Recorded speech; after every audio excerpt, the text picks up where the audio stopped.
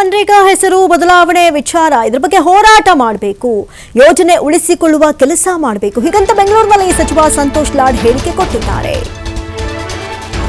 ನರೇಗಾ ಹೆಸರು ಬದಲಾವಣೆ ವಿಚಾರ ಇದರ ಬಗ್ಗೆ ಹೋರಾಟ ಮಾಡಬೇಕು, ಯೋಜನೆ ಉಳಿಸಿಕೊಳ್ಳುವಂತಹ ಕೆಲಸ ಮಾಡಬೇಕು. ಸಂಪೂರ್ಣ ರಿಸಲ್ಟ್ ತೀರ್ಮಾನ ಇವತ್ತೇ ಆಗಲ್ಲ, ಬಿಜೆಪಿ ಆಡಳಿತ ರಾಜ್ಯಗಳಲ್ಲೂ ಹೇಗೆ ಅಂತ. ಜೊತೆಗೆ ಅಂಥವರಿಗೆ ಇಲ್ಲಿ ಕೆಲಸ ಸಿಗ್ತಾ ಇತ್ತು, ಯಾವ ಕೈಗಳಿಗೆ ಕೆಲಸ ಇರಲಿಲ್ವೋ ಅಂತಹ ಕೈಗಳಿಗೆ ಕೆಲಸ ಸಿಗ್ತಾ ಇತ್ತು ಈ ಯೋಜನೆ ಅಡಿಯಲ್ಲಿ. ಆದರೆ ಇದನ್ನ ಏಕಾಏಕಿ ಆ ಒಂದು ಹೆಸರನ್ನ ಕೂಡ ಬದಲಾವಣೆ ಮಾಡುವಂತಹ ವಿಚಾರ ಸದ್ಯಕ್ಕೆ ಕೇಂದ್ರ ಮಾಡಿಕೊಂಡಿರುವಂಥದ್ದು. ಆದರೆ ಅಂಥವರಿಗೆ ಇಲ್ಲಿ ಕೆಲಸ ಸಿಗ್ತಾ ಇತ್ತು. ಕಳೆದ 10 ವರ್ಷದಲ್ಲಿ ಕೇಂದ್ರ ಏನೂ ಕೊಟ್ಟಿಲ್ಲ, 100 ದಿನಗಳ ಕೆಲಸವನ್ನೇ ಕೊಟ್ಟಿಲ್ಲ.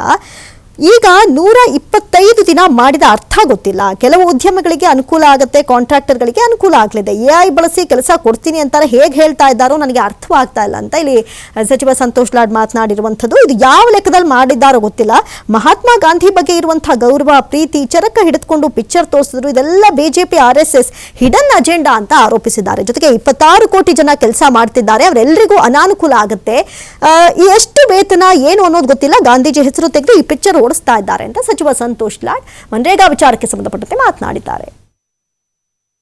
ಯಾವ ಕೈಗಳಿಗೆ ಕೆಲಸ ಇಲ್ಲ ಅಲ್ಲಿ ಕೆಲಸ ಕೊಡ್ಬೇಕಂತ ಮಾಡಿರ್ತಕ್ಕಂಥ ಕಾನೂನು ಇವತ್ತು ಬಿಜೆಪಿ ಹೇಳ್ತಾ ಇದ್ದಾರೆ 100ರಿಂದ 125 ದಿನ ಮಾಡಿ ಅಂತ ಹೇಳ್ತಾರೆ.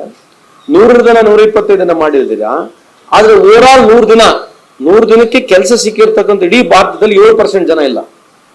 100 ದಿನ ಅಷ್ಟು ಈ ಕಳೆದ 10 ವರ್ಷದಿಂದ ಈ ಸರ್ಕಾರ ಬಂದ ನಂತರ 100 ದಿನದಷ್ಟು ಕೆಲಸನೇ ಕೊಟ್ಟಿಲ್ಲ, 125 ದಿನವರೆಗೆ ಮಾಡ್ತಾ ಇದ್ದಾರೆ.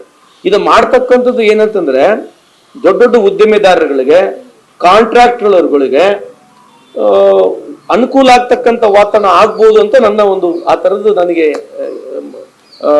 ಮಾಡಿರ್ತಕ್ಕಂಥ ಪ್ಲಾನ್ ನೋಡ್ತಾರೆ ಆ ತರ ಅನಿಸ್ತಾ ಇದೆ ನನಗೆ. ಯಾಕಂದ್ರೆ ಕಡ್ಡಾಯವಾಗಿ ಕೊಡಬೇಕು. ಅಲ್ಲಿ ಯಾವುದೇ ಸರ್ಕಾರಗಳು ಅಲ್ಲಿರ್ತಕ್ಕಂಥ ಗ್ರಾಮ ಪಂಚಾಯತಿಯ ಸದಸ್ಯರುಗಳು, PDOಗಳು, ಸೆಕ್ರೆಟರಿ